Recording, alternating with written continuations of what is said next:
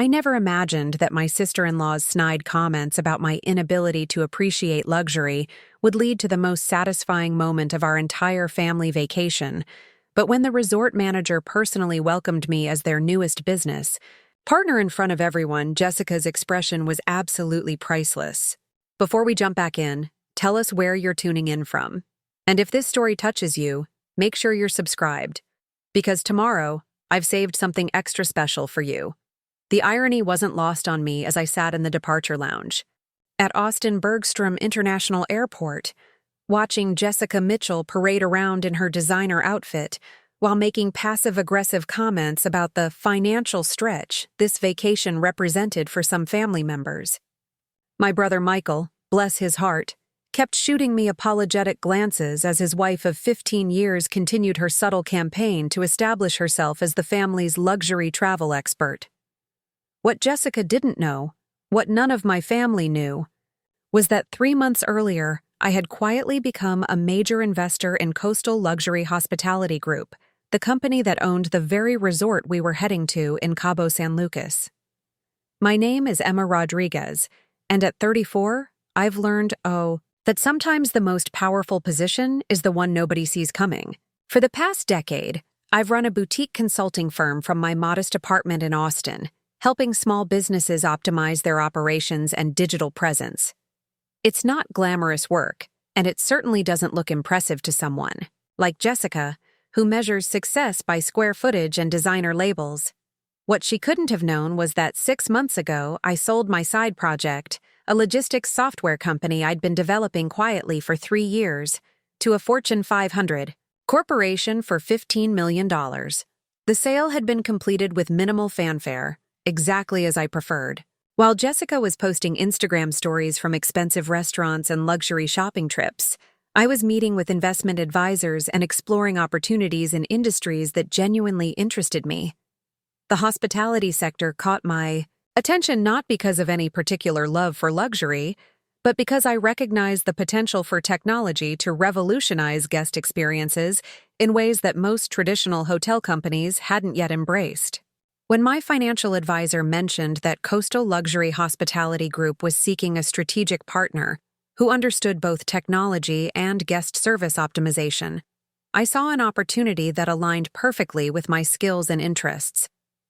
The negotiation process had taken 2 months of due diligence, financial analysis, and strategic planning meetings conducted entirely via video conference and secure document sharing. I invested $8 million for a 25% stake in the company, with the understanding that my role would be primarily advisory, focusing on technological innovation and operational efficiency across their 12 properties. The Ocean View Grand Resort and Spa in Cabo San Lucas was their newest acquisition, a property they'd purchased just 4 months earlier, with plans for significant upgrades and expansion. My family knew none of this, of course. To them, I was still just Emma, the quiet one who worked from home and lived simply. I'd never felt the need to broadcast my financial success, particularly not to Jessica, who had a talent for turning every conversation into a competition about who could afford what.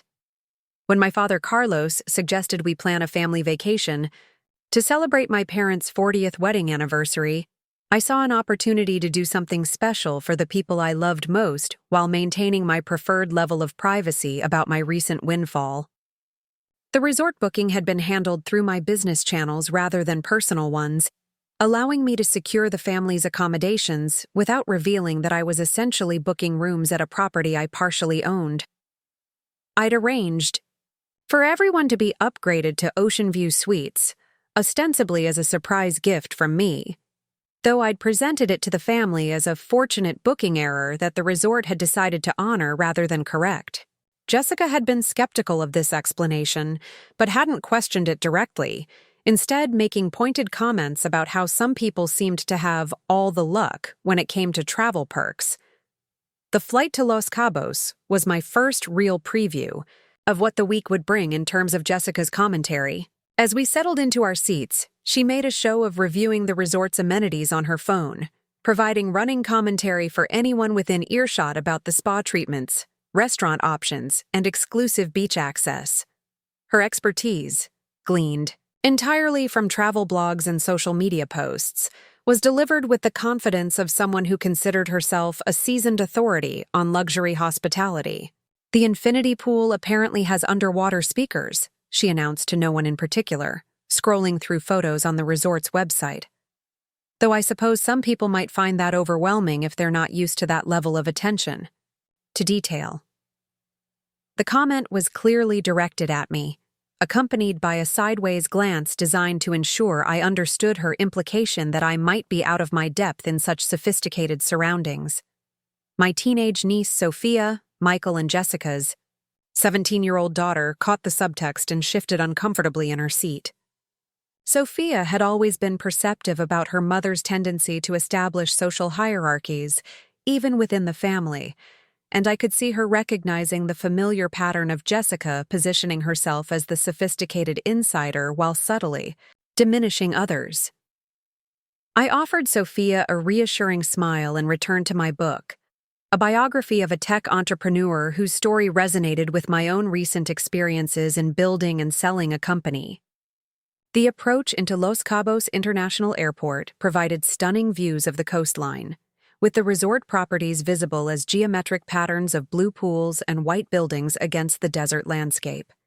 I found myself looking forward, not just to the family time, but to seeing firsthand how the Ocean View Grand was being managed under its new ownership.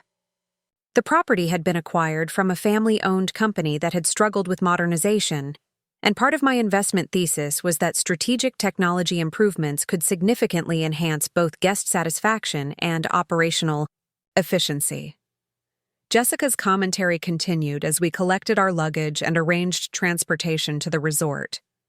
She'd researched the transfer options extensively and seemed disappointed that we were taking a standard shuttle rather than private car service, making several comments about how real luxury travelers typically arranged ground transportation.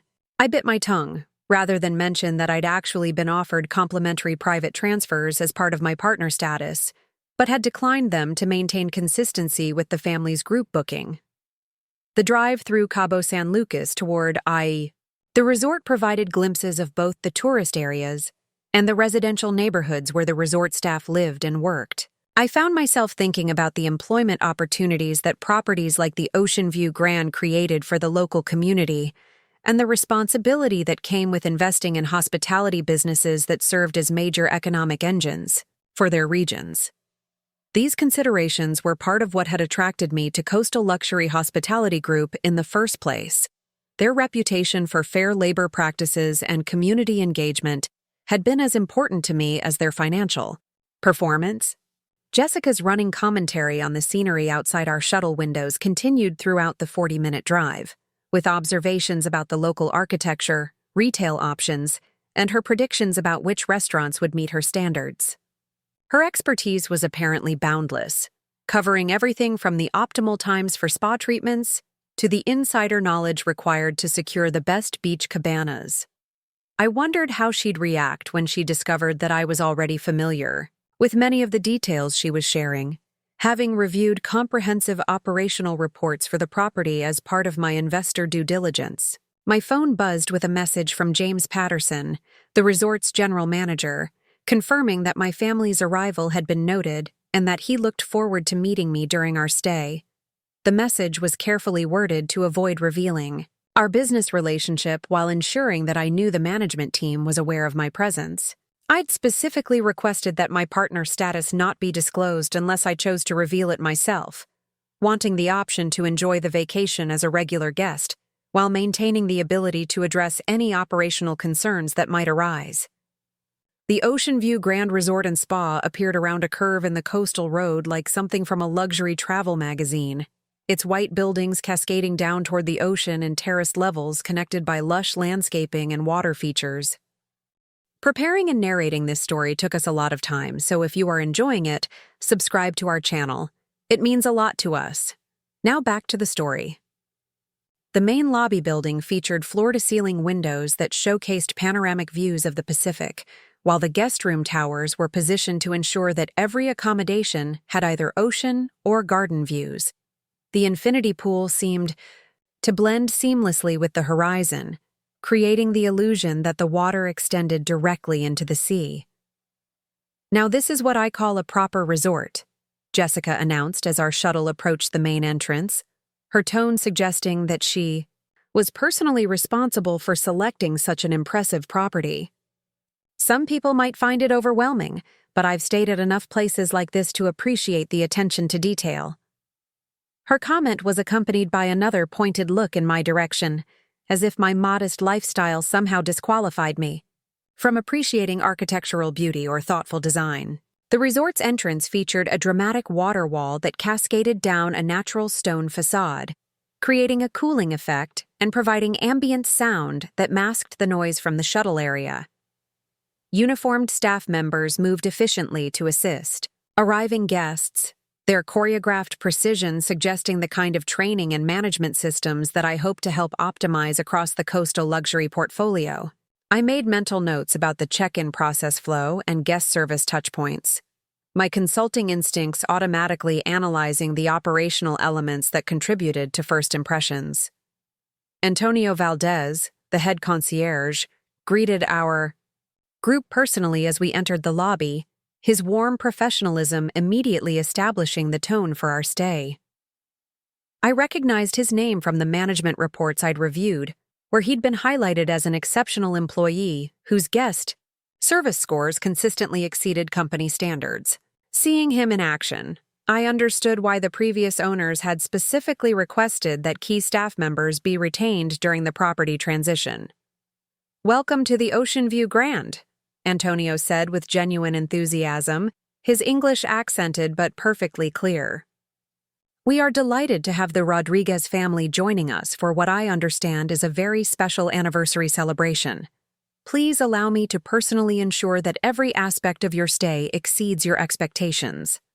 Jessica immediately positioned herself as the family spokesperson, introducing herself and Michael with the kind of detailed background information that suggested she expected personalized attention based on their perceived importance. She mentioned Michael's corporate position, their previous luxury travel experiences, and her own expertise in evaluating high-end properties, creating a narrative in which she and Michael were the sophisticated travelers while the rest of us were along for the experience. "We've stayed at resorts throughout the Caribbean and Europe," she explained to Antonio, her tone suggesting that this placed her in a category of guest requiring special consideration. "I always do extensive research before we travel, so I have very specific expectations about service levels and amenities. I trust that won't be a problem." The question carried an implicit threat that poor service would result in negative reviews and social media criticism.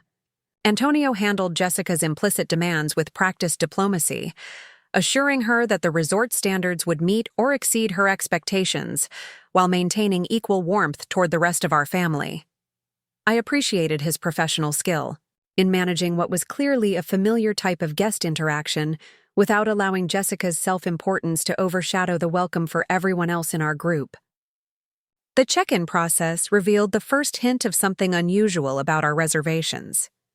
When Antonio reviewed our accommodations, his expression showed brief surprise before quickly returning to professional neutrality.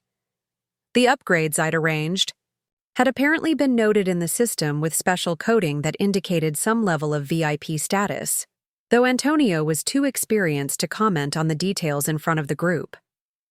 "It appears that the Rodriguez family has been upgraded to our Ocean View suites," he announced, his tone carefully neutral.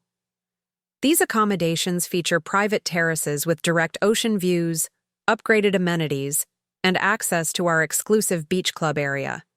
You've also been enrolled in our premium dining program, which includes priority reservations at all resort restaurants." Jessica's eyebrows rose at this information, her expression shifting from pleased surprise to suspicious curiosity. I had anticipated this reaction and prepared a casual explanation about booking errors and customer service gestures, but I could see that she was already developing theories about how such extensive upgrades had been secured. Her competitive nature wouldn't allow her to simply accept that someone else in the family might have access to travel perks that she didn't understand or control. "That's quite unusual," she commented, her tone suggesting that she suspected there was more to the story than a simple booking error. In my experience, resorts don't typically upgrade entire families to their premium accommodations unless there's some specific reason. Emma, did you mention any special circumstances when you made the reservation? The question was designed to probe for information while positioning Jessica as the experienced traveler who would naturally understand the mechanics of luxury hotel operations. I maintained my casual demeanor while providing a non-committal response about sometimes getting lucky with booking timing and customer service gestures, but I could see that Jessica remained unconvinced by my explanation. Our suite assignments were distributed with key cards and detailed information about resort amenities and dining options. Jessica made a point of comparing the features of different accommodations, clearly trying to establish whether anyone had received superior treatment. When she discovered that my suite was located on the top floor of the main tower with what Antonio described as premier ocean views, her expression tightened with barely concealed annoyance. "Interesting that Emma ended up with the best location," she commented to Michael, her voice carrying just enough volume to ensure that I overheard. "I suppose some people just have better luck with these things, though I do wonder what factors the resort uses to determine room assignments." The implication was clear. She suspected that I had somehow manipulated the process to secure preferential treatment, while maintaining a facade of modesty about my travel experience. The bellhop service that transported our luggage to the various suites provided another opportunity for Jessica to demonstrate her expertise in luxury travel protocols. She offered detailed instructions about handling her designer luggage, tips about optimal unpacking procedures, and commentary about how premium resorts should manage guest services. Her performance was clearly intended to establish her credentials as someone who understood how to navigate high-end hospitality environments. My suite, when I finally had a chance to see it privately, was indeed spectacular. The premier ocean view encompassed an unobstructed panorama of the Pacific, with a private terrace large enough for outdoor dining and lounging. The interior featured custom furnishings, original artwork, and technology integration that I recognized from the property upgrade specifications I'd reviewed as part of my investment analysis. This was clearly one of the accommodations that had been completely redesigned under the new ownership, representing the vision for how all the suites would eventually be renovated. A bottle of champagne waited on the dining table with a note from James Patterson welcoming me to the property and expressing his appreciation for my investment in the resort's future. The message was discreet but warm, acknowledging our business relationship while maintaining the confidentiality I'd requested. I appreciated the thoughtful gesture while making a mental note to ensure that such communications remained private throughout our stay.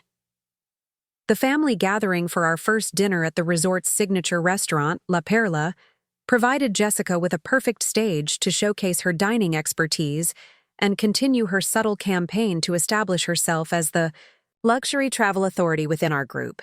She spent considerable time reviewing the wine list with theatrical attention to detail, questioning the sommelier about vintage years and regional characteristics, while making pointed comments about her previous experiences with comparable restaurants in Europe and the Caribbean.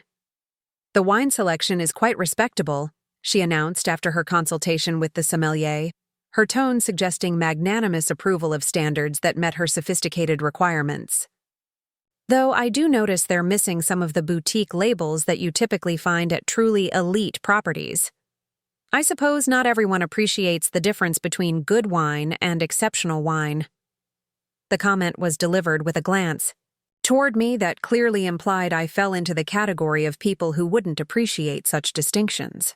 I sipped my water and maintained my composure while mentally noting that the wine program at the Ocean View Grand was actually quite impressive, featuring several selections from boutique vineyards that I'd researched during my investment analysis. Jessica's critique revealed more about her need to establish expertise than about any actual shortcomings in the restaurant's offerings. The dinner conversation provided a comprehensive preview of the dynamics that would define our week at the UB resort. Jessica dominated the discussion with detailed analysis of every aspect of our dining experience, from the bread service to the presentation of the entrees, always positioning herself as the knowledgeable critic whose opinions carried special weight due to her extensive travel background. Michael seemed resigned to his wife's performance, occasionally offering supportive comments but clearly uncomfortable with her tendency to establish hierarchies even within family gatherings. My parents, Carlos and Maria, handled Jessica's commentary with the diplomatic patience they'd developed over 15 years of family gatherings, acknowledging her observations while maintaining focus on the celebration that had brought us together. Sophia, however, showed increasing signs of embarrassment at her mother's behavior, particularly when Jessica's critiques became pointed enough to make other diners glance in our direction. "Mother, maybe we could just enjoy the food without reviewing every single detail," Sophia suggested during a brief pause in Jessica's analysis of the seafood preparation techniques. "We're supposed to be celebrating Grandpa and Grandma's anniversary, not conducting a restaurant audit." Jessica's expression tightened at this gentle correction from her daughter, but she moderated her commentary somewhat, though she continued to make observations about service timing, menu pricing, and her predictions about which items would meet her standards. I found myself feeling sympathy for Sophia, who was clearly struggling with her mother's need to perform expertise in every social situation. The evening concluded with a family stroll along the resort's private beach, where Jessica continued her role as tour guide and critic, offering detailed observations about beach maintenance, lighting design, and her comparisons with other luxury beach properties she'd experienced. The beauty of the setting, with gentle waves illuminating by carefully placed landscape lighting, provided a peaceful contrast to the constant commentary that had defined our first day at the resort. As we returned to our respective suites, Jessica made a final comment that revealed the theme she intended to develop throughout our vacation. "I do hope everyone will take advantage of all the amenities during our stay," she said with apparent generosity that carried an undertone of condescension.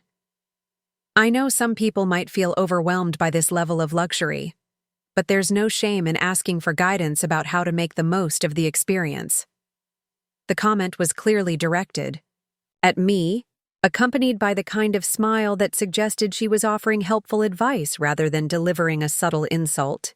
I thanked her for her consideration and wished everyone a good night, retiring to my suite with the satisfying knowledge that Jessica's patronizing attitude would soon be challenged in ways she couldn't possibly anticipate. Alone in my premiere suite, I stood on the private terrace looking out at the moonlit ocean and reflected on the day's interactions. Jessica's need to establish herself as the luxury travel expert had been even more pronounced than I'd expected, but her behavior was also creating the perfect setup for the revelation that would inevitably come during our stay. When the resort management eventually acknowledged my partner's status, the contrast between Jessica's assumed expertise and my actual authority would be impossible to ignore. I had no intention of orchestrating such a revelation for dramatic effect, but I also wasn't naive about the likelihood that my business relationship with the resort would become apparent at some point during our week-long stay. Resort partners typically received certain recognitions and courtesies that would be difficult to explain away as booking errors or random acts of customer service. When that moment arrived, Jessica's condescending attitude toward my supposed inexperience with luxury travel would be exposed as the baseless assumption it had always been. The irony of the situation wasn't lost on me as I prepared for bed in accommodations that I had technically helped finance through my investment in the property's new ownership group. While Jessica performed her expertise based on research and limited experience, I was literally sleeping in a suite that existed because of business decisions I'd influenced and capital I'd provided. Tomorrow would bring new opportunities for her to demonstrate her assumed superiority, but it would also bring us closer to the moment when her assumptions would be challenged by reality in the most satisfying way possible. The second day of our family vacation began with Jessica's detailed itinerary presentation over breakfast at the resort's oceanfront cafe, where she had apparently spent considerable time researching optimal scheduling for maximum luxury experience extraction. Armed with printed schedules, resort maps marked with strategic annotations, and a comprehensive list of must-do activities ranked by their exclusivity level. She was prepared to guide our family through what she termed the proper way to experience a property of this caliber. "I've taken the liberty of booking spa appointments for all the women," she announced while spreading her organizational materials across our breakfast table, her tone suggesting magnanimous leadership rather than presumptuous overreach. "The Azure Spa apparently has a 6-month waiting list for their signature treatments, but I managed to secure slots by explaining that we're experienced luxury travelers who would appreciate their premium services. Emma, I booked you for the basic relaxation package since I wasn't sure you'd be comfortable with some of the more intensive treatments." The casual dismissal of my supposed sophistication level was delivered with such practiced smoothness that it took a moment for the insult to fully register. Jessica had essentially told the entire family that she considered me too inexperienced for advanced spa treatments, while positioning herself as the savvy negotiator who had secured exclusive access through her superior understanding of luxury hospitality dynamics. I sipped my coffee and smiled politely while making a mental note that the Azure Spa was actually one of the amenities I was most looking forward to evaluating from an operational perspective. Sophia rolled her eyes at her mother's presumptuous scheduling, clearly recognizing the familiar pattern of Jessica making decisions for everyone while framing them as generous gestures. "Mom, maybe people want to choose their own spa treatments," she suggested with the careful diplomacy that teenagers develop when navigating difficult family dynamics. "Aunt Emma might have different preferences than what you picked for her." "Nonsense," Jessica replied with the confidence of someone who had convinced herself that her interference was actually helpful expertise.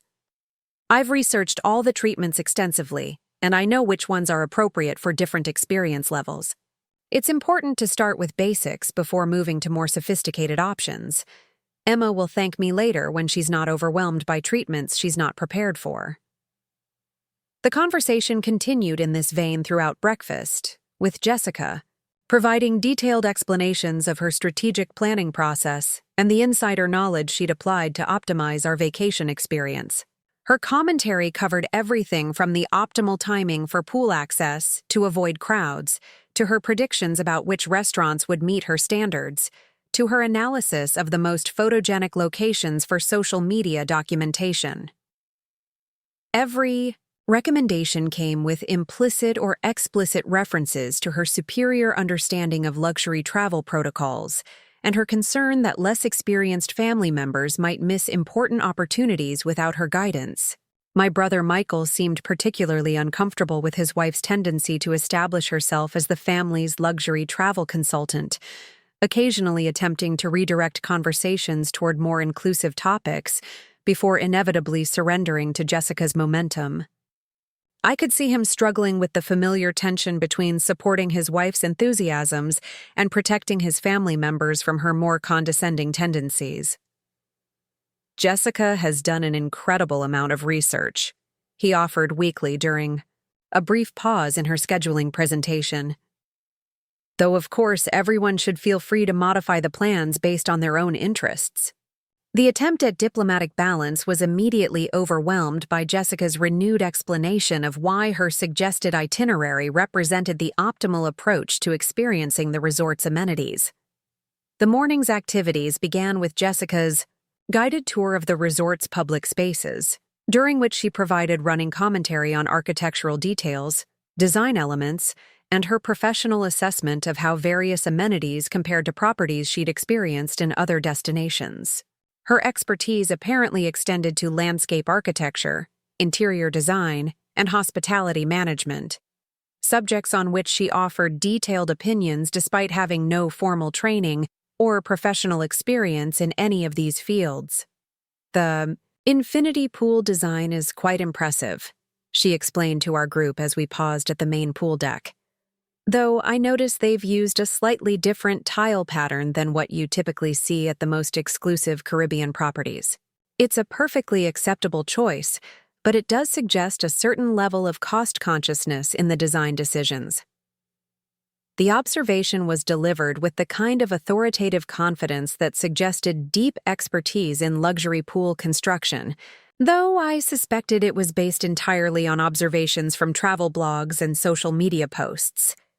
What Jessica couldn't have known was that the tile pattern she was critiquing had been specifically selected during the recent renovation process, based on recommendations from a world-renowned pool designer whose work I'd reviewed as part of my investment analysis. The pattern was actually more expensive than traditional options, chosen for its unique light-reflecting properties that created spectacular visual effects during sunset hours. As we moved through different areas of the resort, Jessica continued, her role as expert guide and critic, offering detailed assessments of everything from the quality of the landscaping to the efficiency of the housekeeping staff. Her commentary was consistently positioned as helpful education for family members who might not have the experience to appreciate these details independently. The implicit message was clear. Jessica was the sophisticated traveler whose expertise elevated everyone else's experience, while the rest of us were fortunate to benefit from her guidance.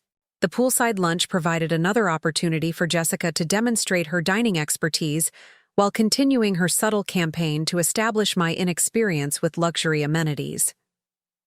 When the server presented the menu, Jessica immediately took charge of the ordering process, offering detailed recommendations based on her analysis of the resort's culinary program and her predictions about which dishes would meet various family members' sophistication levels.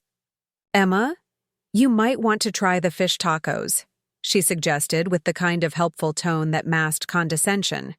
"They're probably more approachable than some of the other options, and I know you prefer simpler preparations when you're trying new cuisines. The lobster bisque is excellent, but it might be a bit rich for someone who's not used to this style of cooking." The recommendation was presented as thoughtful consideration for my preferences, but the underlying message was unmistakable. Jessica considered me too unsophisticated to appreciate more complex culinary offerings. I thanked her for the suggestion, while privately noting that the executive chef who had developed the resort's menu was someone whose work I'd specifically praised during my investment meetings with the coastal luxury team. The lobster bisque she'd mentioned was actually prepared, using a recipe that had been featured in several prestigious culinary publications. Sophia's increasing discomfort with her mother's behavior became more apparent as the day progressed. During lunch, she made several attempts to redirect conversations away from Jessica's critiques and recommendations, clearly embarrassed by the constant stream of condescending commentary directed at other family members. When Jessica began explaining to my parents why certain menu items might be too adventurous for their palates, Sophia's expression shifted from embarrassment to genuine mortification. "Mom, I think everyone can read the menu themselves," Sophia said with carefully controlled frustration. "We don't need a detailed analysis of every single dish and who should or shouldn't order what. Can't we just enjoy lunch without turning it into a hospitality management seminar?" Jessica's response revealed the defensive mechanism that activated whenever her assumed expertise was questioned, even gently. "I'm simply trying to ensure that everyone has the best possible experience," she replied with the injured tone of someone whose generous intentions had been misunderstood. "I've put considerable effort into researching this property and its offerings. I'm sharing that knowledge to help family members who might not have access to the same information sources I use." The exchange highlighted the fundamental dynamic that had defined our vacation thus far: Jessica's need to establish herself as the authority on luxury travel experiences, and her assumption that this authority naturally extended to making decisions and recommendations for everyone else in the family. Her defensive response to Sophia's gentle criticism also revealed how central this role had become to her self-image and her position within family gatherings. The afternoon spa appointments that Jessica had arranged provided the perfect opportunity for her to continue demonstrating her expertise while further emphasizing my supposed inexperience with luxury wellness amenities. As we walked toward the Azure Spa, she provided detailed explanations of proper spa etiquette, optimal treatment timing, and her analysis of which services would be most appropriate for different family members based on their presumed sophistication levels.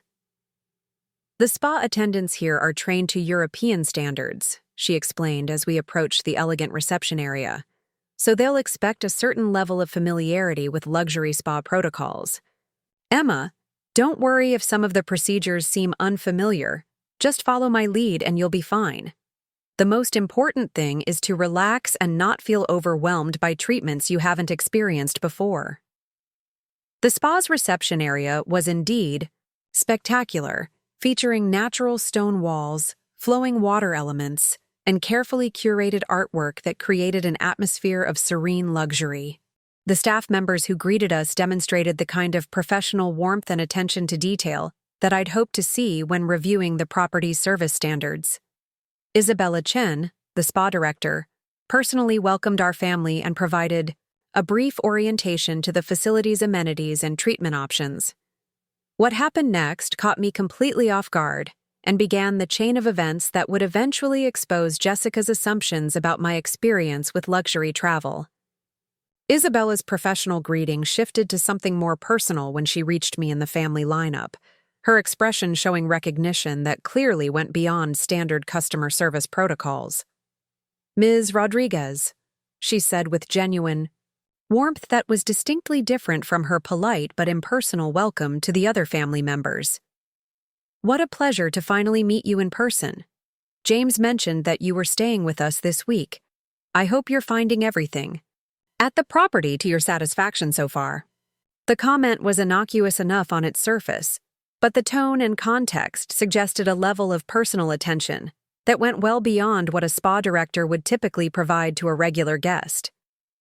Isabella's familiarity with my name and her reference to communications with James Patterson, the resort's general manager, indicated some level of VIP status that couldn't be explained by simple booking upgrades or customer service gestures. Jessica's expression immediately shifted from confident expertise to puzzled curiosity as she processed this unexpected interaction. I could see her trying to understand why the spa director would know my name or have reason to coordinate with the general manager about my stay. The possibility that I might have some special status at the resort was clearly not something she had considered, given her consistent assumptions about my inexperience with luxury travel. "I'm sorry," Jessica interjected with the kind of polite confusion that barely masked her need to understand the social dynamics she was witnessing. "But did you say James mentioned Emma specifically? Is there some special occasion we should know about, or some particular reason why the management team would be discussing her stay?" Isabella's professional training immediately activated as she recognized the delicate nature of the situation she had inadvertently created. "I simply meant that we always try to ensure our guests are having exceptional experiences," she replied diplomatically, though her initial warmth toward me had already revealed more than intended. "Ms. Rodriguez, would you like to review the treatment options we discussed, or would you prefer to see the full menu of available services?" The reference to previously discussed treatment options created another moment of obvious confusion for Jessica, who had spent the morning explaining to everyone that she had personally researched and selected the most appropriate spa services for each family member. The suggestion that I might have had independent communications with the spa staff about treatment preferences directly contradicted Jessica's narrative about her role as the family's luxury travel coordinator and her assumptions about my unfamiliarity with high-end spa experiences. "What treatment options did you discuss?" Jessica asked with the kind of pointed curiosity that suggested she was beginning to suspect that there were aspects of our resort experience that she didn't understand or control. "Emma, did you call ahead to make special arrangements? I thought—" We were all relying on the appointments I secured through the concierge. The situation was becoming increasingly awkward as Isabella realized that her professional familiarity with me was creating complications within our family group. I could see her trying to navigate between maintaining appropriate confidentiality about guest relationships and addressing the obvious confusion her comments had created. The training that luxury hospitality staff receive for handling VIP guests includes specific protocols for managing situations where a guest's special status needs to remain discreet. "I apologize for any confusion," Isabella said with practiced diplomacy. Let me review the appointments that have been arranged and ensure that everyone has treatments that will provide the most relaxing and enjoyable experience possible. Her attempt to redirect the conversation back to neutral territory was professional, but couldn't entirely erase the implications of her initial recognition and familiarity. As we were led to the spa's relaxation lounge to await our individual treatments, Jessica's questions continued with increasing directness. She was clearly struggling to understand how I might have established any kind of special relationship with the resort staff, given her assumptions about my limited experience with luxury travel and her belief that she had been the primary coordinator for all family activities and arrangements. "Emma, I'm really curious about how the spa director knew your name," she said with the kind of persistent questioning that suggested she wouldn't be satisfied with vague explanations. "And what did she mean about treatment options you had discussed? When did you have time to communicate with the spa staff? And why would they be coordinating with the general manager about your appointments?" The questions were reasonable from Jessica's perspective, given that her entire understanding of our vacation dynamics was based on her assumption that she was the experienced luxury traveler managing everyone else's introduction to high-end hospitality. The evidence that I might have independent relationships with resort staff or special status that she didn't understand was undermining the narrative she had constructed about her role and expertise. I found myself in the uncomfortable position of needing to provide explanations without revealing the full extent of my business relationship with the resort. "I may have called ahead to ask about spa services," I said with deliberate vagueness, hoping to satisfy Jessica's curiosity without opening the larger question of how I had such detailed knowledge about the property's amenities and staff. Sometimes it's helpful to discuss treatment options in advance. The explanation was technically accurate but clearly incomplete, and Jessica's expression showed that she recognized the evasiveness in my response. Her competitive nature and need to maintain her position as the family's luxury travel expert wouldn't allow her to simply accept that I might have access to special treatment or relationships that she didn't understand. The foundation of her assumed expertise was beginning to develop cracks that would only widen as our vacation continued. The spa treatments themselves provided a temporary reprieve from Jessica's questions, but I could see that the mystery of my apparent special status at the resort had become a central preoccupation for her. As we reunited in the relaxation lounge afterward, she continued probing for information about my supposed advanced communications with resort staff and the reasons why I might have received such personalized attention from the spa director. "Your massage therapist mentioned that you seemed very familiar with their signature treatment techniques," Jessica observed with the kind of casual comment that was clearly designed to elicit more information.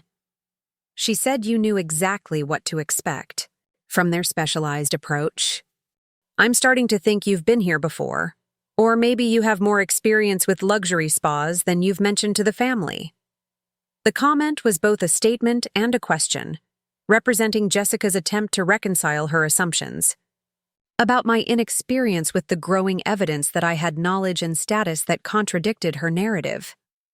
I could see her struggling to maintain her position as the family's luxury travel expert, while processing information that suggested her expertise might not be as superior as she had believed. The remainder of the afternoon continued in this pattern, with Jessica making increasingly direct observations about the special attention I seemed to be receiving from various resort staff members. Her confusion was understandable, given the careful way that the management team was trying to acknowledge my partner's status without explicitly revealing the business relationship that explained their familiarity with me. As we prepared for dinner, at the resort's signature restaurant, Jessica's questions had evolved from casual curiosity to persistent investigation. She was clearly determined to understand the source of my apparent special treatment, and her competitive nature was driving her to challenge any suggestion that I might have superior access to luxury amenities or relationships with resort staff. "I think we need to have a direct conversation about what's really going on here," she said as we gathered in the lobby before dinner. "The staff treatment you're receiving is clearly different from what the rest of us are experiencing, and I Don't think booking errors or random customer service gestures explain the level of personal attention you're getting from the management team. The confrontation I had anticipated was beginning to develop, driven by Jessica's need to maintain her assumed expertise and her inability to accept evidence that contradicted her narrative about family dynamics and luxury travel experience. What she couldn't have imagined was that her persistent questioning was leading directly toward a revelation that would completely upend her understanding of who held the real authority and expertise within our family group. The dinner that evening would provide the setting for the next phase of this developing drama. As Jessica's need for answers began to intersect with the resort management's natural inclination to provide appropriate recognition for their business partners, the stage was being set for a revelation that would transform our entire family vacation and challenge every assumption Jessica had made about luxury travel, business relationships, and her own position as the family's supposed expert on high-end hospitality experiences. The evening began with Jessica's most ambitious attempt yet to demonstrate her sophisticated understanding of fine dining protocols, as she had apparently spent hours researching La Perla's wine list, seasonal menu variations, and the professional background of their executive chef. Armed with printed notes and what appeared to be a comprehensive strategy for ordering, she was prepared to guide our family through what she described as a proper evaluation of the resort's culinary capabilities. The sommelier here trained at Le Bernardin in New York, she announced as we were seated at our ocean view table, her tone suggesting that she had personally verified these credentials through her extensive network of hospitality industry contacts. I've already spoken with him about wine pairings that will complement the chef's signature preparations. Emma, I took the liberty of pre-selecting some options that I think will be appropriate for your palate, since the full wine program here might be a bit overwhelming for someone not accustomed to this level of sophistication. The casual dismissal of my wine knowledge was delivered with such practiced condescension that even my parents exchanged glances of disapproval. Jessica had essentially announced to our entire family that she considered my palate too unsophisticated for the restaurant's wine program, while positioning herself as the knowledgeable intermediary who would protect me from being overwhelmed by choices beyond my experience level. Sophia's embarrassment at her mother's behavior had reached a visible tipping point. "Mom, maybe Aunt Emma can choose her own wine," she suggested with the kind of strained patience that indicated she had reached her limit with Jessica's presumptuous management of everyone else's dining experience. "She's perfectly capable of reading a wine list and making her own decisions about what she wants to drink." "Of course she's capable," Jessica replied with the kind of dismissive agreement that actually reinforced her original point. "But there's no shame in accepting guidance from someone with more experience in these environments. I'm simply trying to ensure that everyone has the best possible experience, even if that means making recommendations based on my familiarity with this level of dining sophistication." The exchange highlighted the fundamental pattern that had defined our entire vacation. Jessica's need to establish herself as the authority on luxury experiences, combined with her assumption that this authority naturally extended to making decisions for family members she considered less experienced. Her defensive response to Sophia's gentle correction also revealed how central this role had become to her identity within our family dynamics.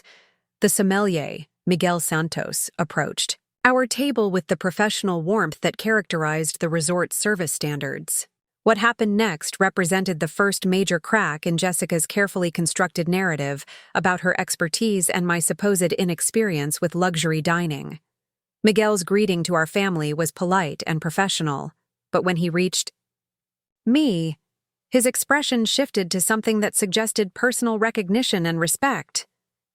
"Ms. Rodriguez," he said with genuine enthusiasm that was distinctly different from his courteous but impersonal welcome to the other family members. "It's wonderful to finally meet you. I've been looking forward to discussing our wine program with you, especially the selections from the boutique vineyards we've added since the renovation. I believe you'll find that the changes align perfectly with the vision we discussed in our correspondence." The comment created an immediate moment of stunned silence at our table. Jessica's confident expression froze as she processed the implications of Miguel's familiarity with me and his reference to previous correspondence about wine program changes. The possibility that I had been involved in discussions about the restaurant's wine selections was so far outside her understanding of our family dynamics that she seemed temporarily unable to formulate a response. "What correspondence?" Jessica finally managed, her voice carrying a mixture of confusion and something approaching alarm. "Emma, when did you communicate with the sommelier about wine selections? And what did he mean about changes aligning with a vision you discussed?" Miguel's professional training immediately activated as he recognized that his enthusiastic greeting had created an awkward family situation. I could see him trying to navigate between his natural excitement about discussing wine program improvements with someone who had been involved in their planning and his awareness that he had inadvertently revealed information that was apparently news to the rest of my family.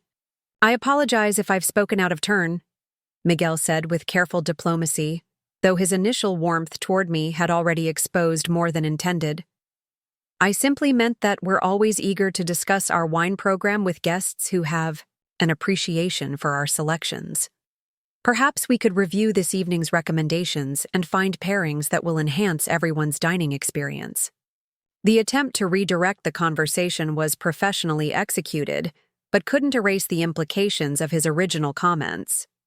Jessica's sharp analytical mind was clearly working to understand how I could have had correspondence with the resort sommelier about wine program changes, particularly given her assumptions about my limited experience with luxury dining, and her belief that she had been the primary coordinator for all aspects of our vacation.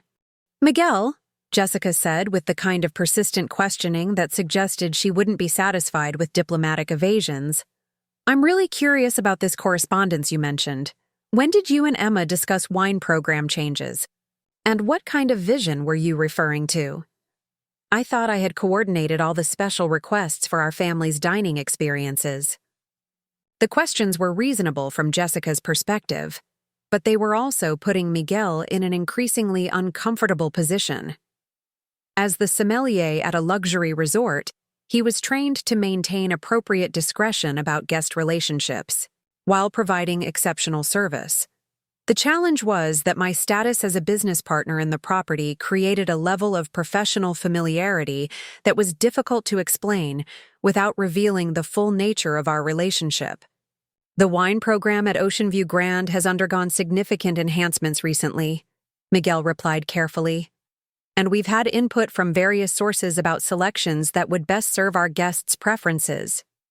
Ms. Rodriguez has demonstrated exceptional knowledge about wine, and we value feedback from guests who appreciate the nuances of our program." The explanation was diplomatically crafted, but still suggested a level of involvement in wine program planning that went far beyond what any regular guest would typically experience. Jessica's expression showed that she recognized the inadequacy of this explanation and was becoming increasingly frustrated with the evasive responses to her direct questions about my apparent special status at the resort. "Input from various sources," Jessica repeated with the kind of pointed emphasis that indicated she wasn't accepting vague explanations. "Miguel, are you saying that Emma provided input on wine selections for the restaurant? When did this happen? And in what capacity was she offering suggestions about your wine program?" The persistence of her questioning was creating visible discomfort for Miguel, who was clearly trying to balance his professional obligations with his natural enthusiasm about discussing wine program improvements with someone who had been involved in their development. I could see that the situation was reaching a point where continued evasion would become more problematic than selective disclosure. "Jessica," I said gently, hoping to relieve some of the pressure on Miguel while maintaining appropriate boundaries about my business relationship with the resort. "I may have had some conversations about wine preferences when I was researching the property before our visit. It's not unusual for guests to communicate with restaurants about dietary preferences or special interests." The explanation was technically accurate, but deliberately incomplete. and Jessica's expression showed that she immediately recognized the inadequacy of my response. Her competitive nature and need to maintain her position as the family's luxury travel expert wouldn't allow her to accept such obvious evasion, particularly when it challenged her fundamental assumptions about my experience and knowledge. Conversations about wine preferences don't typically result in correspondence about program changes or discussions about aligning selections with a guest's vision, Jessica replied, with the kind of logical analysis that revealed her growing suspicion that there were significant aspects of our vacation that she didn't understand. Emma, I think you need to be more direct about whatever special arrangements you've made with the resort staff. The confrontation was escalating beyond the subtle probing that had characterized Jessica's earlier questioning. Her tone suggested that she was no longer willing to accept diplomatic explanations or allow the mystery of my apparent special status to remain unresolved. The foundation of her assumed expertise was being challenged by evidence that I had knowledge and relationships that she couldn't explain or control. Before I could respond to Jessica's demand for more direct answers, James Patterson, the resort's general manager, approached our table with the kind of purposeful movement that suggested he had been monitoring the situation and decided that intervention was necessary.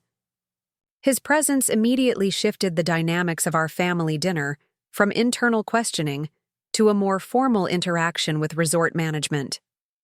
"Good evening, Rodriguez family," James said with professional warmth that encompassed our entire group before focusing specifically on me. "Ms. Rodriguez, I hope you're finding everything at the property to your satisfaction. I know we discussed several aspects of the guest experience during our planning conversations, and I'm eager to hear your assessment of how we're implementing the improvements we outlined." The comment was delivered with the kind of natural familiarity that business partners develop during collaborative planning processes. James's reference to planning conversations and implementation of improvements suggested a level of involvement in resort operations that went far beyond what any regular guest would experience regardless of their sophistication or travel experience. Jessica's face went completely pale as she processed the implications of James's casual reference to planning conversations and collaborative work on resort improvements. The possibility that I had been involved in operational planning with the general manager was so far outside her understanding of luxury travel protocols that she seemed momentarily speechless. "Planning conversations?" she finally managed, her voice barely above a whisper. "James, what kind of planning conversations did you have with Emma, and what improvements were you implementing based on her input?" James immediately recognized that his professional familiarity with me had created a significant family situation.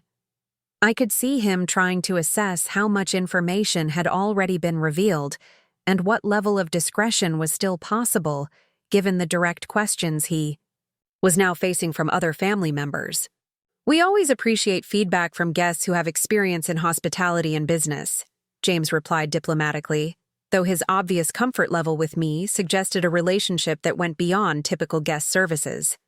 "Ms. Rodriguez has provided valuable insights about guest experience optimization, and we've been grateful for her perspective on various operational aspects." The explanation was carefully crafted to acknowledge our professional relationship without explicitly revealing the nature of my investment in the property, but it still suggested a level of business collaboration that completely contradicted Jessica's assumptions about my inexperience with luxury hospitality environments. "Guest experience optimization?"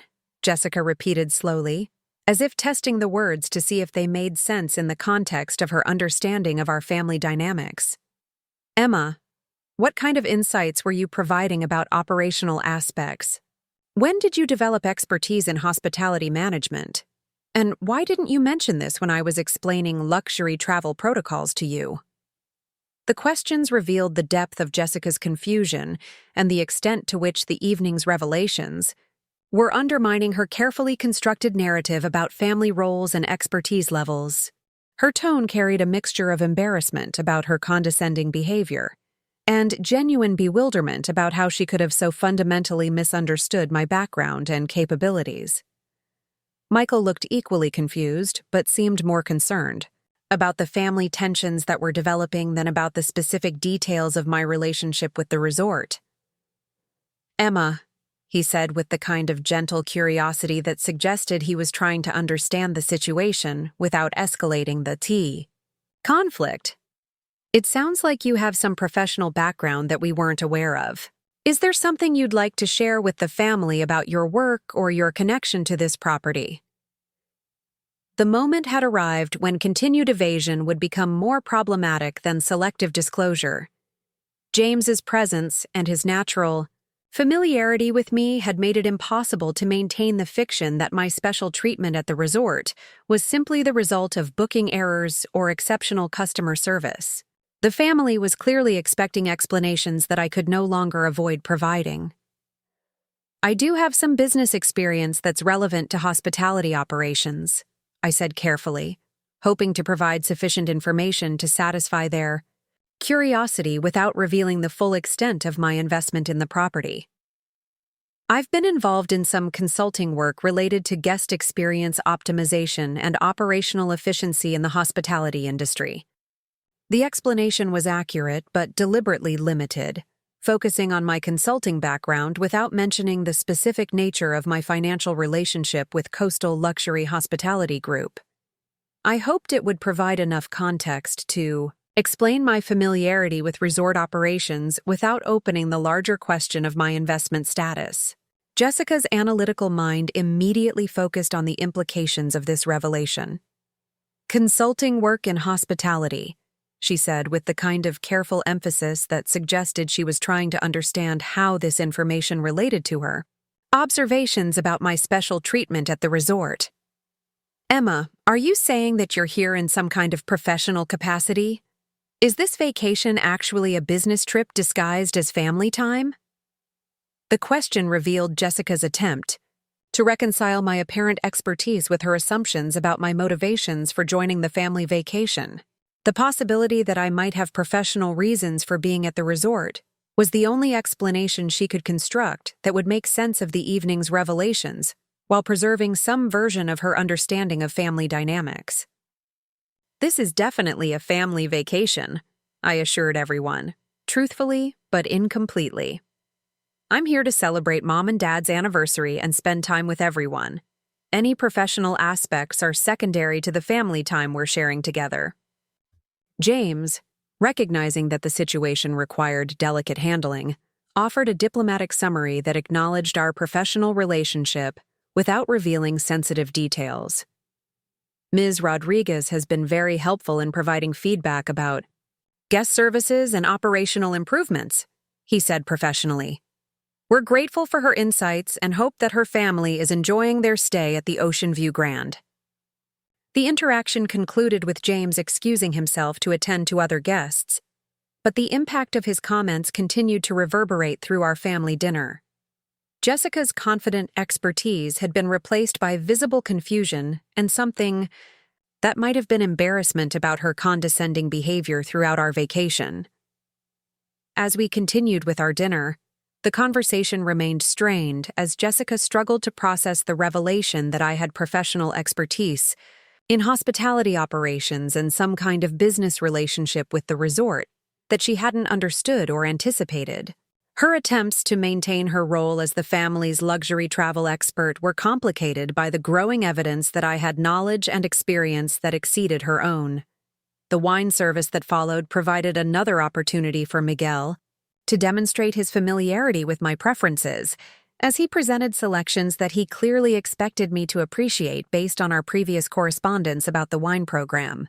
Jessica watched these interactions with increasing bewilderment, as each exchange reinforced the evidence that I had been involved in aspects of the resort's operations that went far beyond typical guest experiences. "The Cabernet from the boutique vineyard we discussed," Miguel said as he presented a bottle for my approval. "I think you'll find that it represents exactly the kind of unique selection we were hoping to add to the program. The winemaker's approach aligns perfectly with the vision we outlined for elevating the overall wine experience." The casual reference to shared vision and previous discussions about wine program development was impossible to explain away as simple guest preferences or advanced research. Jessica's expression showed that she recognized the professional nature of these interactions and was beginning to understand that my relationship with the resort involved aspects that she had never suspected or considered. The remainder of the dinner continued in this pattern, with various staff members acknowledging me with a level of familiarity and professional respect that contradicted everything Jessica had assumed about my experience with luxury hospitality. Each interaction added to the growing evidence that I had been involved in operational planning and business discussions that went far beyond what any regular guest would experience. As we concluded our meal and prepared to return to our suites, Jessica's confusion had evolved into something approaching desperation to understand the true nature of my relationship with the resort. Her need to maintain some version of her expertise and authority within the family was driving her to more direct confrontation about the discrepancies between her assumptions and the reality she was witnessing. "Emma," she said as we walked through the resort's lobby, "I think we need to have a completely honest conversation about what's really going on here. The staff treatment you're receiving, the professional relationships you apparently have with resort management, the expertise you've been hiding, none of this makes sense with the story you've been telling about yourself and your background." The confrontation was inevitable given Jessica's personality and her need to understand and control social dynamics within the family. What she couldn't have anticipated was that her persistent questioning was leading directly toward a revelation that would not only answer her questions, but completely transform her understanding of business success, family relationships, and her own position within the social hierarchies she worked so hard to establish and maintain. The confrontation Jessica had been building toward finally erupted the following morning at the resort's exclusive rooftop terrace, where she had arranged what she called a family meeting to address the inconsistencies that have been creating confusion during our vacation. Her tone carried the authoritative weight of someone who believed she was taking necessary action to restore order to a situation that had spiraled beyond her understanding or control. Armed with a notebook containing what appeared to be detailed observations about my interactions with resort staff, Jessica had clearly spent considerable time documenting evidence that contradicted her assumptions about my background and experience. Her systematic approach to this confrontation revealed both her analytical mind and her desperate need to understand how she could have so fundamentally misread the family dynamics that she had been trying to manage throughout our stay. "I've been thinking about all the unusual interactions we've witnessed," Jessica began as our family gathered around a private seating area with panoramic ocean views.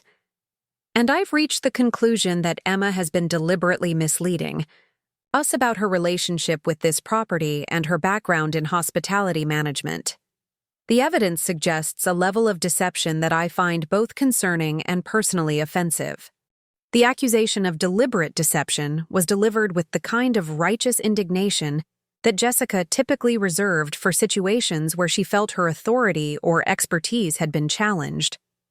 Her use of the word offensive revealed how personally she had taken the revelation that her assumptions about family roles and capabilities had been so thoroughly incorrect. Sophia immediately looked uncomfortable with her mother's confrontational approach. "Mom, maybe we don't need to turn this into a big dramatic confrontation," she suggested, with the kind of diplomatic caution that indicated she recognized the potential for serious family conflict. "If Aunt Emma has professional experience we didn't know about, that's not necessarily deception. People don't always share every detail of their work lives during family gatherings.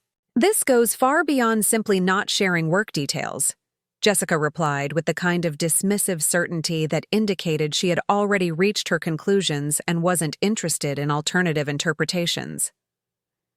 "Emma has been allowing me to explain luxury travel protocols to her, accepting my guidance about spa treatments and dining selections, and maintaining a facade of inexperience while secretly having professional relationships with resort management. That's calculated. Deception designed to make me look foolish," The characterization of my behavior as calculated deception revealed how Jessica was interpreting the events of our vacation through the lens of her own ego and social insecurities. Her assumption that my discretion about my professional background had been motivated by a desire to embarrass her showed how central her own expertise and authority were to her self-image within family dynamics.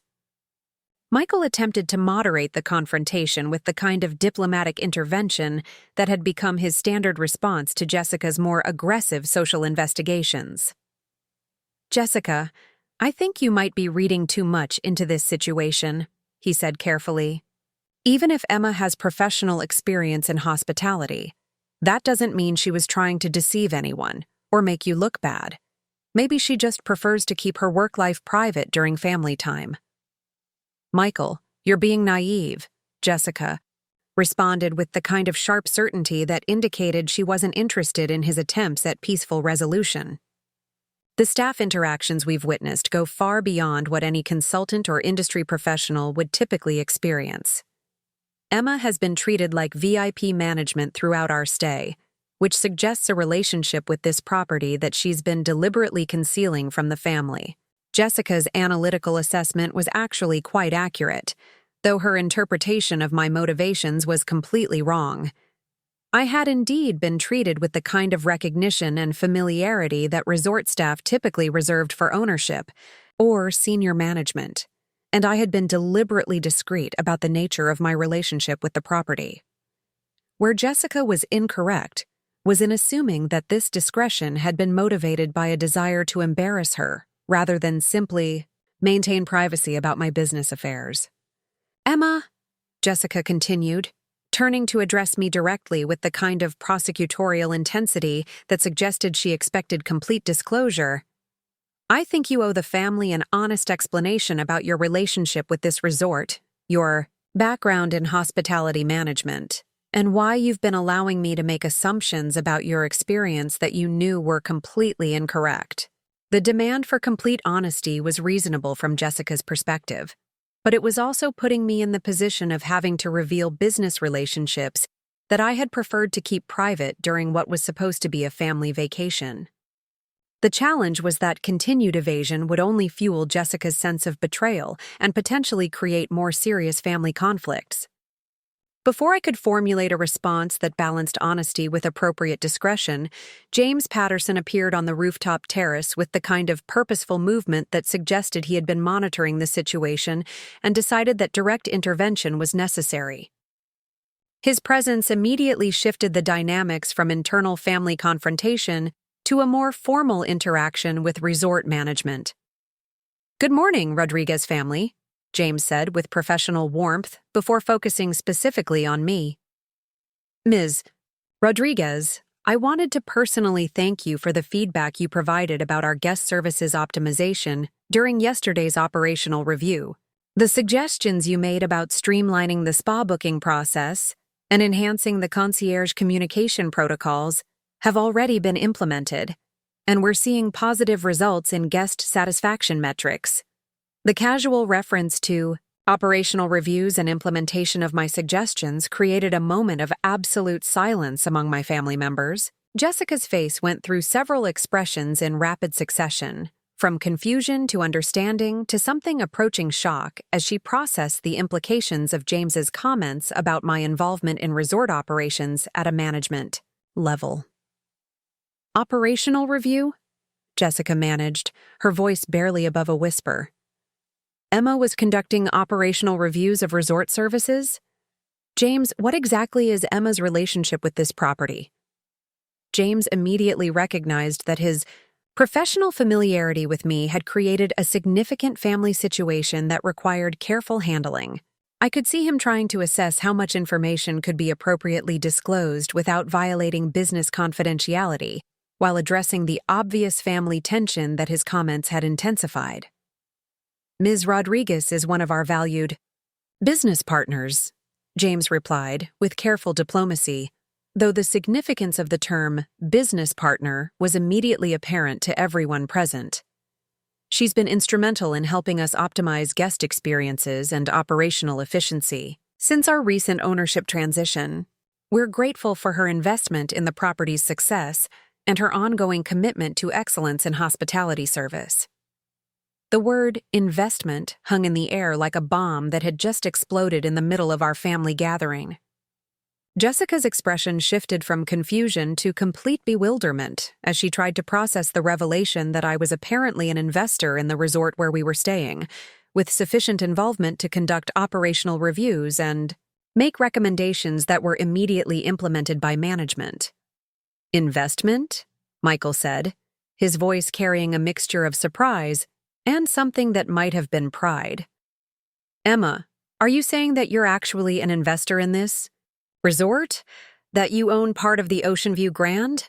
The question forced the moment of complete disclosure that I had been hoping to avoid during our family vacation. James's well-intentioned comments about my business partnership had made it impossible to maintain any pretense about the nature of my relationship with the property, and continued evasion would only create more confusion and potential family conflict. "I'm a partner in Coastal Luxury Hospitality Group," I said simply, deciding that straightforward honesty was the only viable approach at this point. The company owns 12 luxury properties across Mexico and the Caribbean, including the Ocean View Grand. I invested in the group several months ago as part of their expansion and modernization strategy.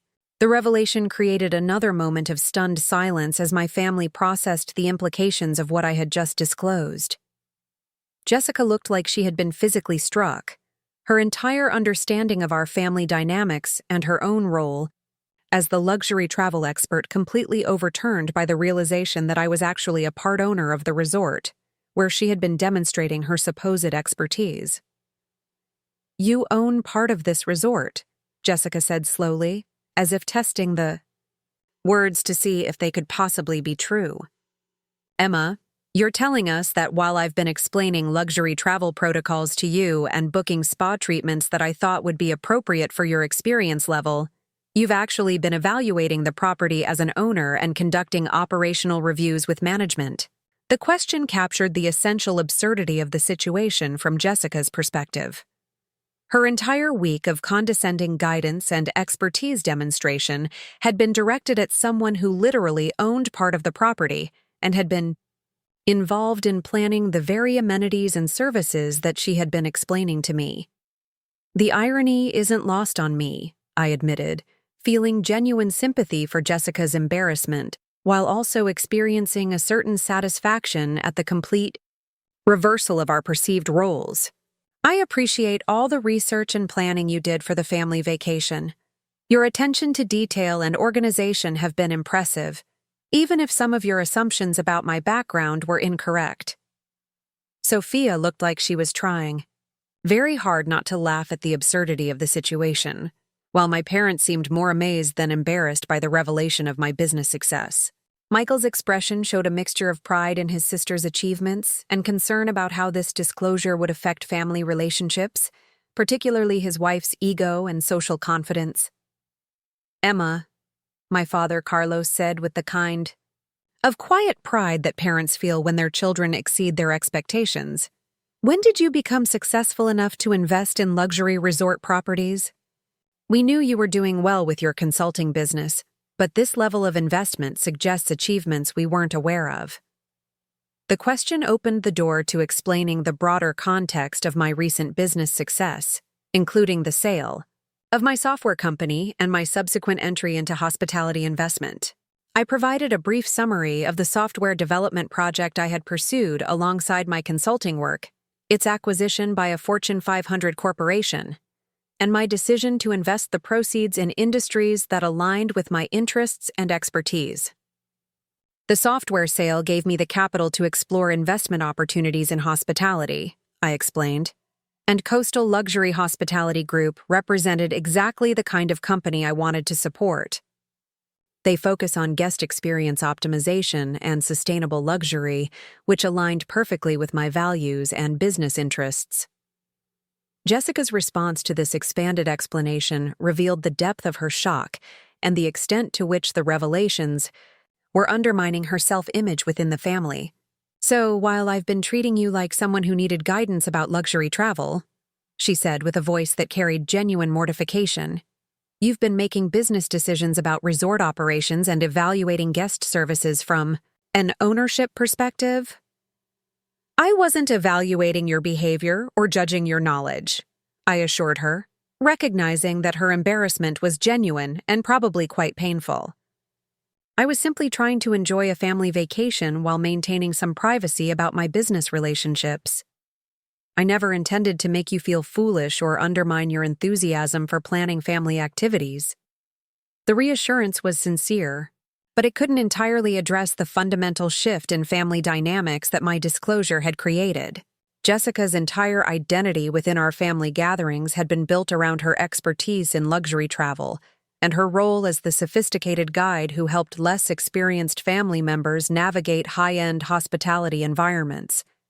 The revelation that I was actually more knowledgeable and experienced in these areas than she was represented a complete inversion of the social hierarchy she had worked to establish. "I need some time to process this," Jessica said finally, her voice carrying a mixture of embarrassment and something that might have been respect. "Emma, I owe you an apology for my condescending behavior throughout this vacation. I made assumptions about your background and experience that were completely wrong, and I'm mortified by how I've been treating you." The apology was gracious and seemed genuine, revealing that beneath Jessica's competitive exterior was someone capable of recognizing when she had made mistakes and acknowledging them honestly. Her willingness to admit error and express genuine regret suggested a level of character that I hadn't fully appreciated during her more condescending moments. "There's no need for extensive apologies," I replied, hoping to minimize her embarrassment while acknowledging her gesture. "We all make assumptions about family members based on limited information. The important thing is that we're here to celebrate Mom and Dad's anniversary and enjoy time together as a family." James had remained discreetly present during our family discussion, clearly wanting to ensure that his disclosure hadn't created serious conflicts that might affect our vacation experience.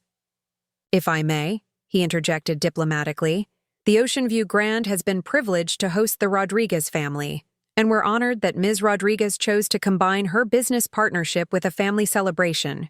We hope that everyone will continue to enjoy all the amenities and services during the remainder of your stay." The professional courtesy of his comments helped restore some sense of normalcy to the situation, though the fundamental dynamics of our family vacation had been permanently altered by the morning's revelations. Jessica's role as the luxury travel expert had been definitively ended, replaced by a new understanding of my actual status and expertise within the hospitality industry. As we concluded our rooftop gathering and prepared to continue with the day's activities, Jessica approached me privately with an expression that combined residual embarrassment with genuine curiosity about my business achievements. "Emma," she said quietly, "I hope you'll be willing to share more about your investment work and business success. I clearly have a lot to learn about entrepreneurship and financial achievement, and I'd be grateful for any insights you'd be willing to provide." The request represented a complete reversal of our previous dynamic, with Jessica now seeking guidance from me rather than offering it. Her willingness to acknowledge my expertise and ask for mentorship showed a level of personal growth that was both surprising and admirable, suggesting that the morning's revelations might ultimately strengthen rather than damage our family relationships. The remainder of the day proceeded with a completely transformed understanding of family roles and capabilities. Resort staff members no longer needed to maintain diplomatic discretion about my business partnership, allowing for more natural interactions that reflected my actual status as a property owner. Jessica observed these interactions with fascination, rather than confusion, clearly trying to understand how business partnerships in hospitality actually functioned. The afternoon brought an unexpected opportunity for Jessica to see my business relationship with the resort in action, when Isabella Chen from the spa requested a brief meeting to discuss guest feedback about a new treatment program that was being piloted at the Ocean View Grand.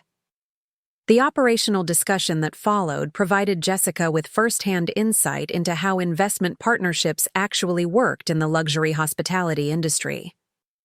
The aromatherapy integration has received exceptional guest response scores, Isabella reported during our brief conference in the spa's private consultation room. But we're seeing some logistical challenges with treatment scheduling that might require operational adjustments. Your input on balancing guest satisfaction with operational efficiency would be valuable as we refine the program. The conversation that followed demonstrated the kind of strategic thinking and operational analysis that characterized my approach to hospitality investment. Jessica listened with obvious interest as I discussed service delivery optimization, guest experience metrics, and the balance between premium offerings and operational sustainability that defined successful luxury hospitality management. I had no idea that resort ownership involved such detailed operational analysis, Jessica commented after Isabella concluded her report. Emma, your expertise in these areas is clearly much more extensive than I realized. I'm beginning to understand why the staff has been treating you with such professional respect throughout our stay. The acknowledgement represented Jessica's growing appreciation for the complexity of hospitality business management and her recognition that my discretion about these relationships hadn't been motivated by deception, but by normal business privacy considerations. Her willingness to learn about my professional world, rather than simply defending her previous assumptions, showed genuine character growth that was both unexpected and encouraging.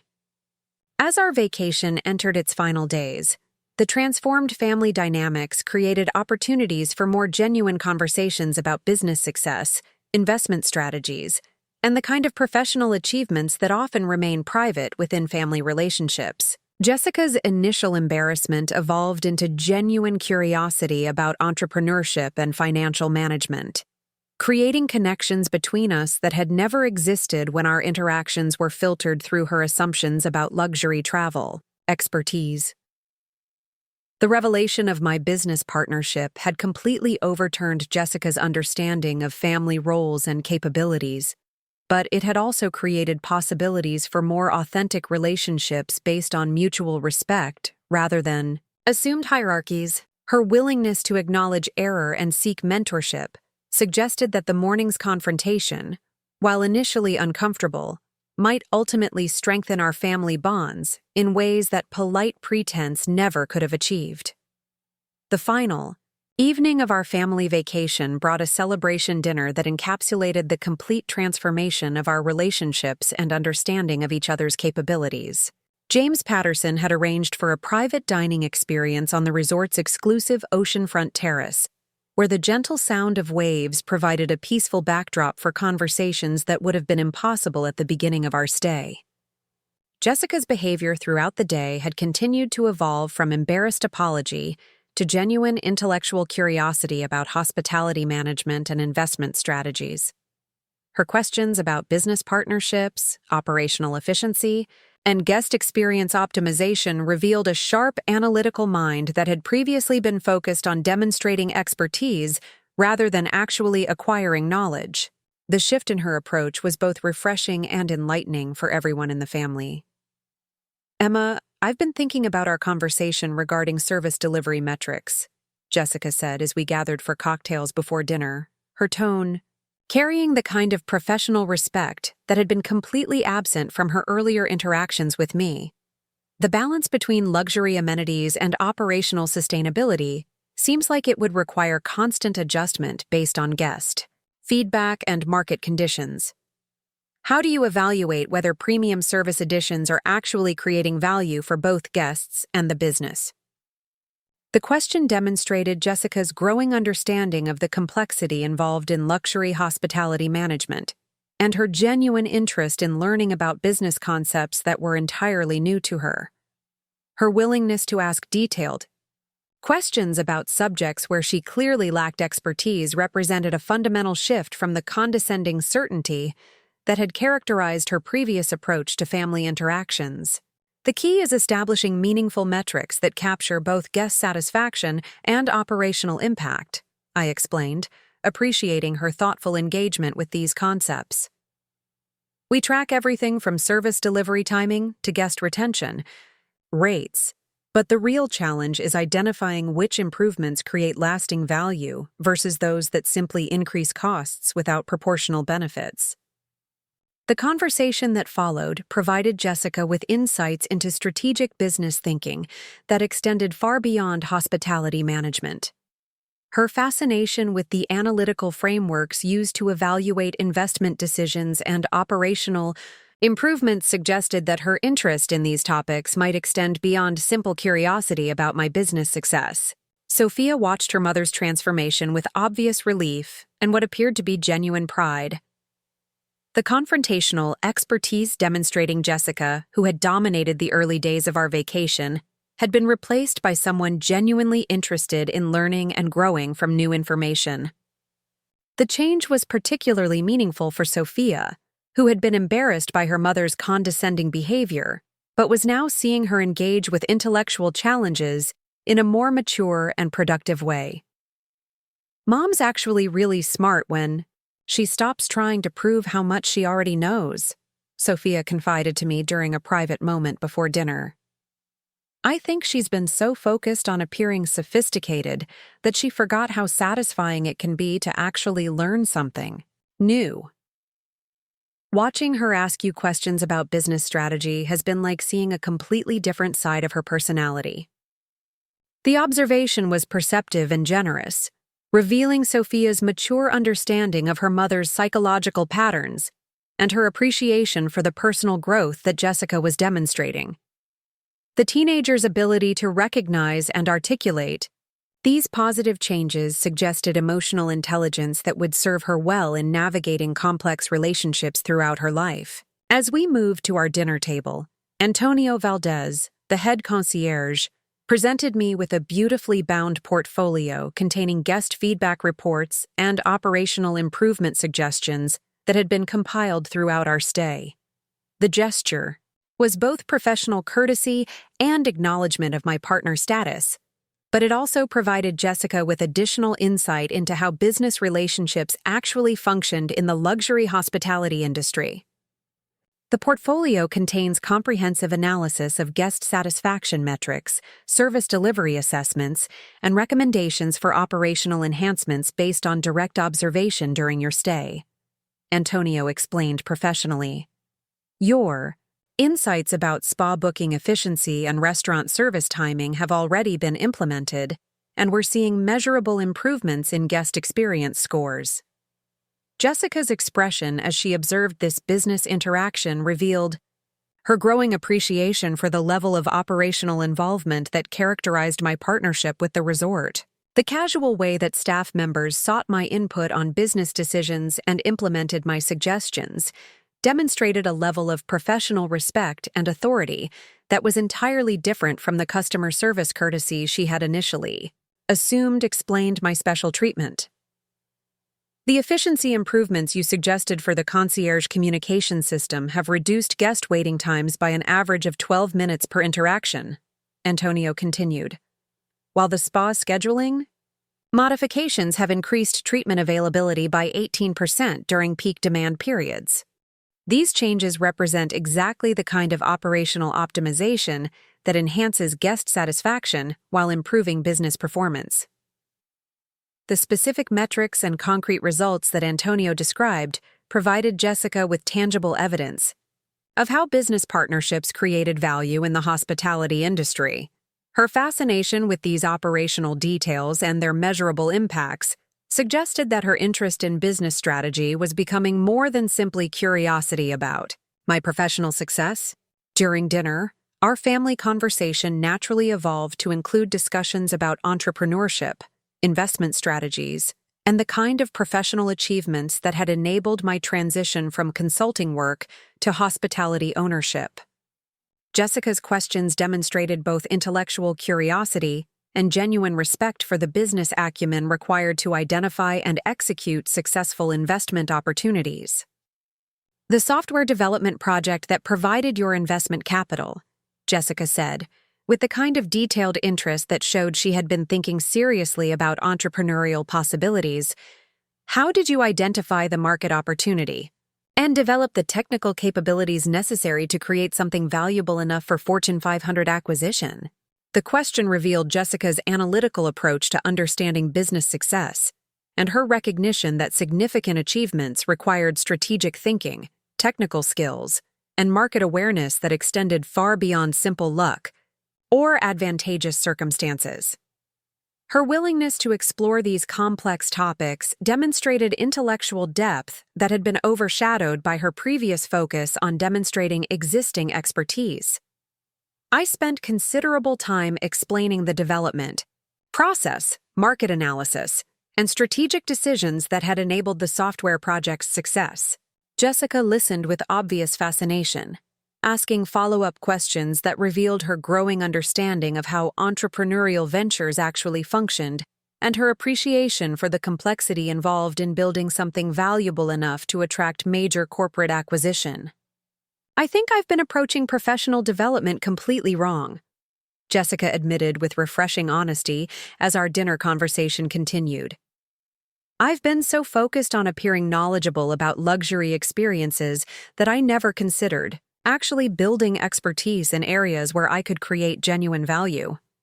Your business success represents exactly the kind of strategic thinking and capability development that I should have been pursuing, instead of simply trying to demonstrate sophistication in areas where I had limited real knowledge."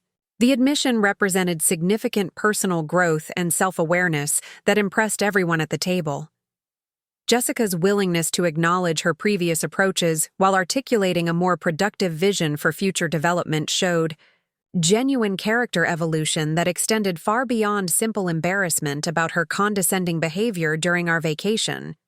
Michael's pride in his wife's intellectual growth was evident throughout the evening. "Jessica has always been analytical and strategic," he observed, "but she's often directed those capabilities toward social positioning rather than professional development. Seeing her engage with business concepts and entrepreneurial thinking has been fascinating. I think this conversation might influence some significant changes in how she approaches her own career development." The evening concluded with Jessica requesting detailed information about business development resources, investment education programs, and entrepreneurial networking opportunities that might help her translate her analytical capabilities into professional achievements. Her transformation from condescending luxury travel expert to aspiring business strategist represented one of the most dramatic personal growth experiences our family had witnessed. "Emma, would you be willing to serve as a mentor as I explore business development possibilities?" Jessica asked, as we prepared to return to our suites for the final time. "I realize that I have a lot to learn about strategic thinking and professional achievement, and I'd be honored to benefit from your guidance and experience." The request was gracious and sincere, representing a complete reversal of our vacation dynamics, while creating possibilities for ongoing family relationships based on mutual respect and shared intellectual interests. Her willingness to position herself as a student rather than an instructor demonstrated personal growth that was both impressive and encouraging. As we packed for departure the following morning, the resort staff provided final acknowledgments of my partnership status that reinforced Jessica's understanding of business relationships in the hospitality industry. Isabella Chen from the spa presented detailed reports about guest satisfaction improvements, while Miguel Santos from the restaurant provided comprehensive analysis of wine program enhancements that had been implemented based on my recommendations. "The operational modifications you suggested have created measurable improvements across multiple service areas," James Patterson summarized during our checkout meeting. "Your partnership with Coastal Luxury Hospitality Group continues to generate value for both guest experiences and business performance. We look forward to implementing additional enhancements based on your ongoing guidance and strategic input." Jessica observed these final business interactions with obvious fascination, clearly trying to understand how professional partnerships actually functioned in practice, rather than simply theorizing about business relationships. Her transformation, from presumptuous expertise demonstrator to genuinely curious business student, represented personal growth that had surprised everyone in our family. The departure process provided one final opportunity for Jessica to acknowledge the complete reversal of our vacation dynamics and express genuine appreciation for the learning experience that her initial condescension had inadvertently created. "Emma, I want to thank you for handling my embarrassing behavior with such grace throughout this week," she said as we waited for our transportation to the airport.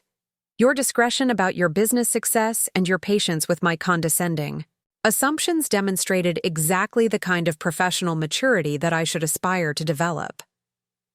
The gratitude was sincere and generous, revealing Jessica's capacity for honest self-reflection and her commitment to learning from experiences that had challenged her assumptions about herself and others. Her willingness to acknowledge error while expressing appreciation rather than defensiveness showed character development that impressed everyone in our family.